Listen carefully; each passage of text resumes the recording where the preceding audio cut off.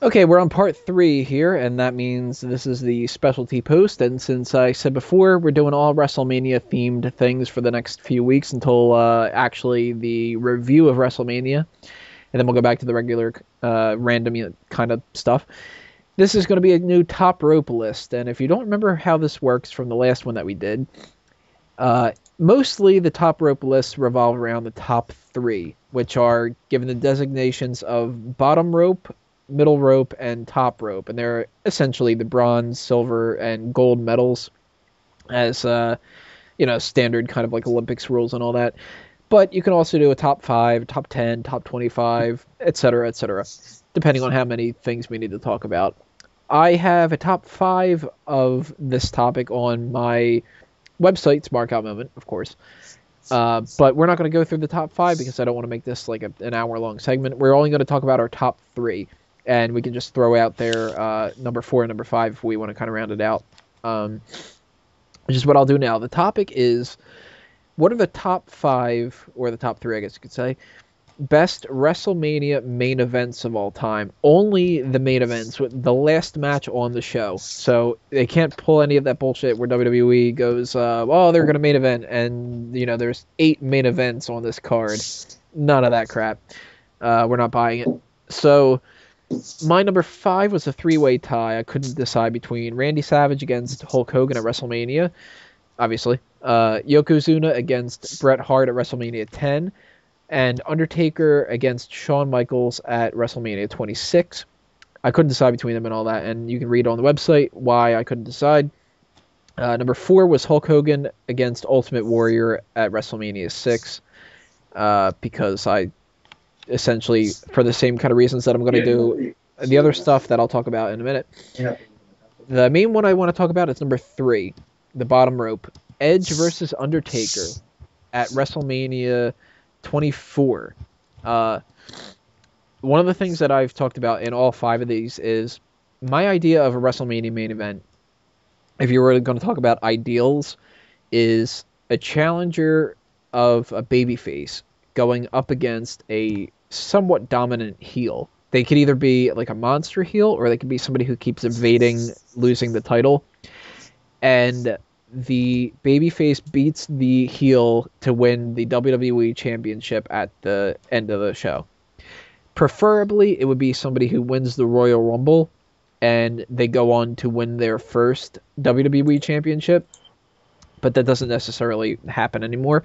So, it has to be a big match. It has to be something that involves two main superstars at the time. And obviously it has to be a good match. So this match, the Edge and Undertaker one, I think included everything in there. You had the Undertaker beating the dominant heel champion of Edge. You had that ended the show, so that obviously ended in a good way, other than the pyro that ended up hurting people in the audience at the time. Oh, sweet Jesus, it's a fire. And it was not only a good match, but it also had these epic moments in it. And as cheesy as it was awesome to watch Charles Robinson run down the stadium to get to the... Yes! That, when I was watching it over Chris Dace's house, we were fucking eating that up like crazy. Because it really felt like that epic Chariots of Fire type of a moment where, everything's going in slow motion and you're like, oh, come on, go to the ring, get to the ring and all that. We all so awesome. They paid an homage to it. Was it in the Rock Cena match last year? They did it recently. I don't remember when it was, but they did do something like that, yeah. And of course it didn't match up to it, but it felt so awesome. And we all knew that by the time he would get to the ring, obviously Edge would kick out, because that's set up for that way. But for that moment, everybody kind of marked out and forgot about it, and we were just kind of like, do it. I fucking couldn't get there in time. They had the interference of Hawkins and Ryder to kind of like even boost up Undertaker a little bit more, and it even ended with a good finish with the Hell's Gate coming out of nowhere. So to me, perfect symbol of the way you should structure a match. The only reason I have number three instead of number two and number one is because of the importance of number two and number one. For two, the middle rope, I gave to Hulk Hogan against Andre the Giant. Obviously, it's because of one move, and that's the body slam. But that body slam is one of the main things that could help WWE become what it was today. Andre putting Hogan over 100%. Everybody goes back to that match constantly about the body slam and all that. So by sheer iconic moment in wrestling history, it has to be included in this list. And number one, Bret Hart against Shawn Michaels, WrestleMania 12, the Iron Man match. I really don't think I need to say much about it. It's fucking amazing. You had that Royal Rumble leading to the first WWF title victory. Bret Hart wasn't a heel, but he was kind of the heel in the match. If there was going to be a match between the two of them, it was Bret Hart because the way he acted after they said, it's the sudden death rules, and he was all pissed off and everything like that. He puts over Shawn Michaels. Amazing match. Really showcased how great these two are in the ring. Just awesome. I mean, I can't say enough positive things about it. So those are my top three, and the top five is what I said before. You could check out my reasonings for number 4 and number 5 on the website. I'm going to go on the list of what we have on Skype right here. So I'm going to go with Peyton first. All right. Well, at number 5, I had The Rock versus Stone Cold Steve Austin from WrestleMania 17. I don't know if there was ever a bigger stage, and that's why that match made it there. It was an excellent match with an excellent twist at the end, though a lot of people don't like it. I do, on the biggest stage of them all. So, number 4, I had Shawn Michaels against Steve Austin from WrestleMania 14, because a lot of people argue over when the launch of the Attitude Era was, but that's where I would place it without going too far into that. So it brings me to number 3.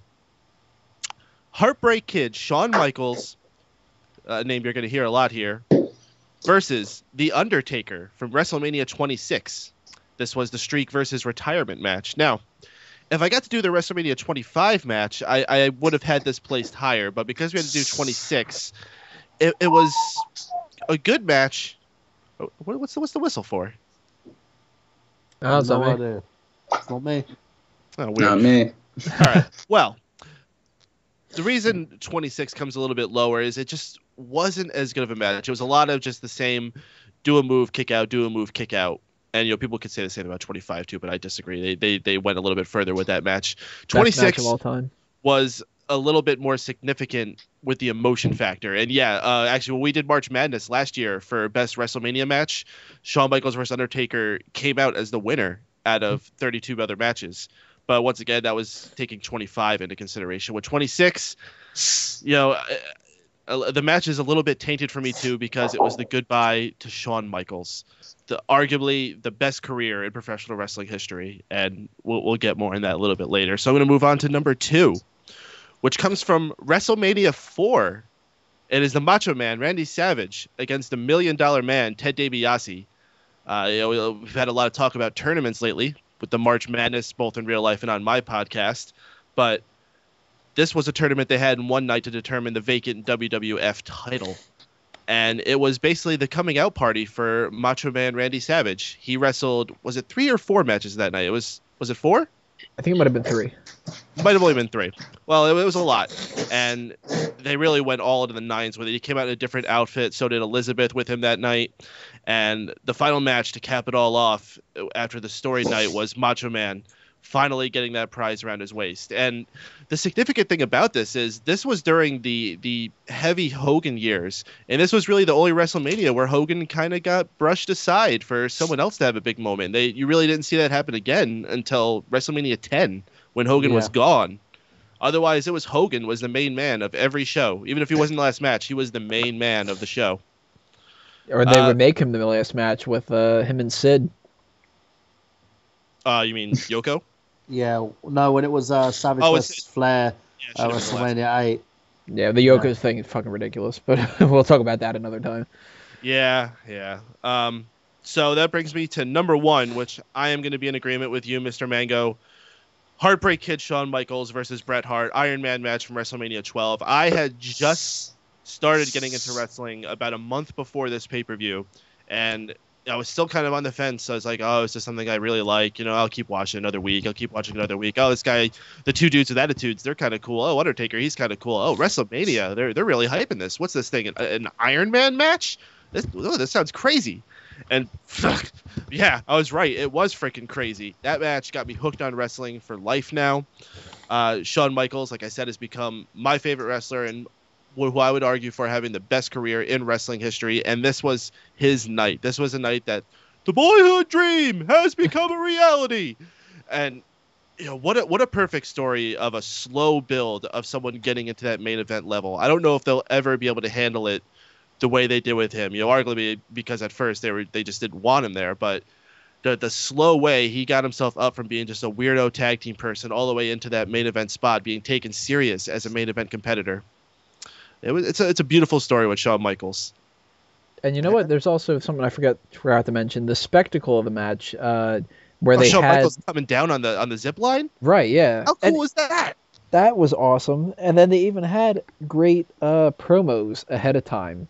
Yeah. Well, Shawn Michaels had great promos. Bret Hart not so much. The tension was building as well between the two of them, which I mean the like so much in their favor. The video packages beforehand and stuff like that. Even that was cool. Yeah, well, Shawn Michaels was doing like those upside down chin up things on the thing with Jose Lothario shouting him on, but then it just shows Bret Hart like jogging in his tracksuit. It really made Bret Hart look old. Poor Bret. So move on, Michael Burhan. Well, you know what? I had to change one of them after Payden actually talked about Shawn versus Taker, but we'll get into that a little bit. My number 5 is Taylor versus Bigelow, WrestleMania 11. Really? I'm not going to go too much into it.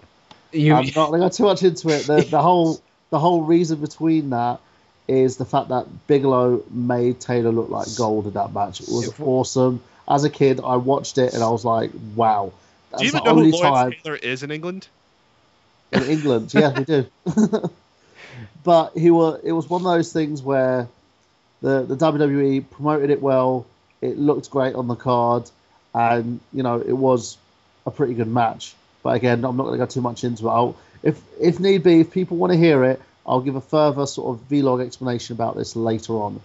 Number 4, I'm a man in every corner, WrestleMania 16. Love that match. One of my favorites. Basically you had everybody in every corner. You didn't know who was going to actually end up with the WWE Championship. And it set things up rather nicely for the Man Helmsley era. Number 3, WrestleMania 14, Austin versus Michaels. As Payden stated before, it's what set up the Attitude Era. It's exactly sort of the passing of the torch. It was done rather nicely. Tyson did his part rather well in it as well. Nice little swerve. Really had everybody hooked. And, it really shows Austin's sort of caliber as a star. You knew exactly from there that he was going to break out into being this big star of professional wrestling because of WrestleMania 14. He was set up rather nicely from Shawn Michaels. Number 2, Shawn versus Taker, WrestleMania 26. I'm not going to add too much to what Payden said here, but it's exactly that. The emotion, the story, everything that was told in this match was simply amazing. Reason being, Shawn Michaels, when we knew officially that he was going to leave, it was somber, it was sad, but he went down fighting. It's exactly the same way of how he led his career to how his career ended. And number 1, agreement with everybody else here, Shawn versus Bret, WrestleMania 12. This is what turned me to Shawn Michaels. I was a Hulkamaniac at the time. Hogan was leaving the company. I wasn't sort of, attaching myself to any of the characters. And then this match came along, and I instantly was drawn to Shawn Michaels. So, amazing match, great back and forth. When the overtime happened, you could just see how pissed off Bret Hart was. When he went back in the ring, attempted to finish things, bam. That was the beginning of Shawn's reign as WWE champion. A lot of it was sort of clouded. There was a lot of issues in terms of his reign and the whole thing about him being a bit of an ass backstage. But every time he was in that ring, he delivered Sleeping this match already. was exactly the same. So that's mine. All right, next up, Braden. Okay, so for number 5, I kind of have like a 3 kind of match tie going on here. So like for number 5, it's kind of tied between Hogan versus Andre from WrestleMania 3, just historical significance mainly. Body slam, as you alluded to earlier. If it wasn't for that pay-per-view, I don't think they probably would have continued, getting into the big venues and whatnot. The match was a huge draw, especially for the time. Also, Bret Hart versus Shawn Michaels, 60-minute Iron Man match at WrestleMania 12. You guys have basically praised it enough. I think compared to some other match qualities, it's because the guys kind of went for an hour after a while. You get tired and whatnot, but it does break ground because it was the first of its kind. And what I can say about it, and Peyton touched upon this earlier, is that it was really the perfect crowning achieving moment of somebody finally winning their first world championship. So I'm not going to go on too much longer about it. We all know why it's so great. And lastly, for number 5, for the 3 match tie, it goes to Kurt Angle versus Brock Lesnar at WrestleMania 19. For it being, I believe, was Brock's first WrestleMania, the two worked very well together and produced a great match against one another. Sure, it's unfortunately known for Lesnar trying a high-flying spot for somebody who should be like 100 pounds lighter than him, but the actual like technical prowess of the match I thought was fantastic. One of the overlooked WrestleMania main events, really. Number 4, Hogan versus Warrior from WrestleMania 9. Never before has there been such a great face versus face match. And on top of that, 2 titles were on the line. The electricity in Toronto that night was pretty unmatched, and I think significantly it's got, a lot of say in it, despite Warrior kind of going crazy and not looked upon very good in retrospect. But it was the first time somebody got one over on Hulk Hogan, and it was the first time that 2 fan favorites clashed for championships. Number 3, Rock and Austin from WrestleMania 17. One fun, great brawl between the 2 biggest draws in wrestling at the time, having a rematch from the match I think they had 2 years prior, and they just delivered on all fronts, surpassing the first match that they had. Twists and turns with the now looked upon abysmal Austin heel turn, but it was shocking for the time. It's hated in retrospect. It was shocking for the time. But it was awesome. No disqualification. And it wasn't meant to be no disqualification. Yeah. That was like a last-minute thing. Yeah, it was just a hook to the audience, because I remember Jim Ross on commentary basically like, no disqualifications, what's going on here? And it kind of left a lot of people confused because it was basically billed as a singles match all the way up until it actually happened. Yeah, until the announcer was making the opening announcements. That's when we found out no disqualification. And they just went out there and beat the shit out of each other, and it was great. And who could ever forget the finishing sequence of Austin just blasting the shit out of Rock with like a chair like 3,000 times. And number 2, I'm actually going to. Yeah, and number 2, I'm going to agree. Edge versus 3, I have it as my number 2. Edge versus The Undertaker from WrestleMania 24.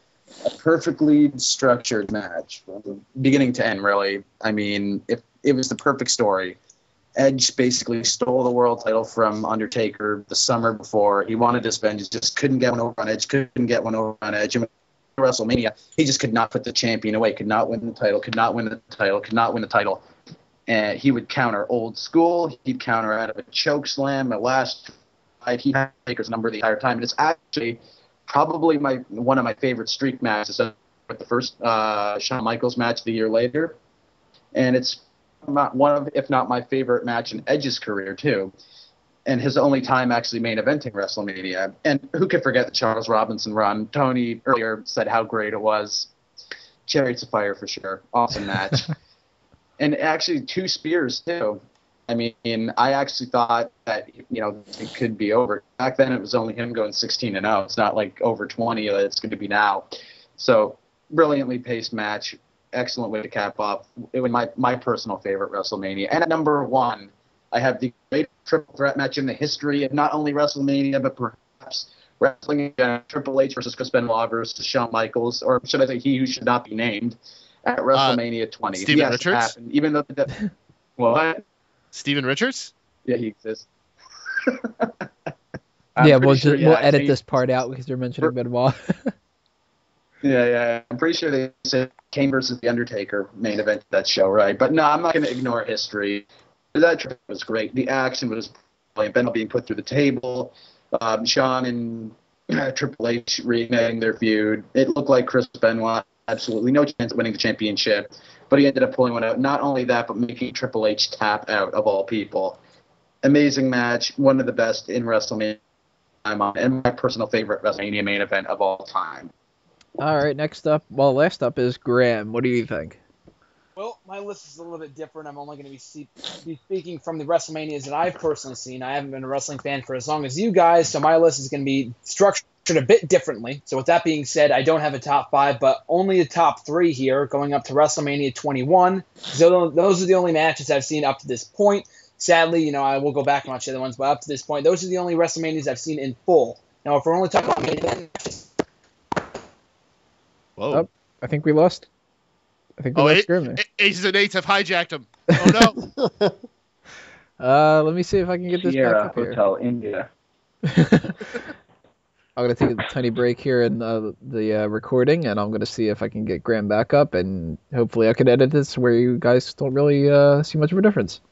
So what you don't see here is that we spent about maybe 30 minutes or so trying to get everything situated. We lost Braden in the process and everything. Yeah. Skype is being ridiculous, and so is Graham's computer and all that. So we weren't able to get Graham actually back on, which is a shame. So I'm definitely going to try to get him next week or the week after or something like that to make up for it. But I'll send you what he had sent to me about what his picks were, and I'll do his plugs at the end of the show and everything like that. He had said before that he only had from WrestleMania 21 forward, as he hasn't watched the other ones, so to keep that into account. His picks were, number 3 was The Rock against John Cena. The promos were shitty going into it, but the match itself told a great story. Wasn't a 5-star mat classic, but it had an electric atmosphere and a fantastic finish with The Rock, or Cena going for the people's elbow only to get caught with the rock bottom. It was shocking for The Rock to win to close an awesome show. So that kind of was his number 3. Number 2 was Taker and Edge. You guys said it before, but the build-up going into it was well done. Edge claimed to be undefeated at WrestleMania, so that was a nice touch. Fun action, although the outcome was never in doubt. Jump-started one of my favorite feuds to date. But that's another thing, too, even though we didn't talk about that we all kind of thought that Taker was going to win, but we didn't care because it was so great. So that's a good point that he brings up. His number 1 is HBK versus Taker from WrestleMania 26. Again, as you guys said most of it before, another excellent match. Wasn't as good as WrestleMania 25, but still told a phenomenal, no pun intended, story surrounded with a lot of emotion. Loved the near falls and a perfect way to close out one of the greatest careers in history. That is what our picks are for the top 3/top 5 of the best WrestleMania main events of all time. So that's going to knock out part 3. Part 4 will end the show with TNA Lockdown predictions.